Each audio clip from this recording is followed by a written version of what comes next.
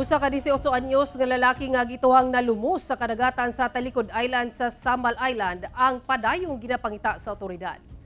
Para pang ginapangita sa mga personay sa Coast Guard Station, Island Garden City of Samal, ang usa ka 18 anyos nga lalaki nga gituhang nalumos ug nawala sa kadagatan nga sakop sa Barangay Kugon, Talikod Island. Sa notice sa Coast Guard Station Igacos kagahapong adlaw natala nga na-missing ang maong batan-on atol sa ilang pagpanagat sa Barangay Kugon.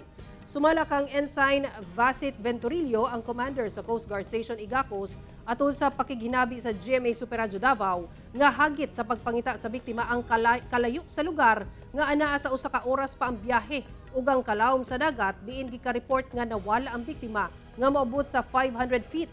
Nasayrang niadto ang biktima sa grupo sa mga mananagat sa laod aron mahatagan og isda apan pagbira sa pukot miambak matud pa kini ug wala nakabalik sa gisakyang bangka.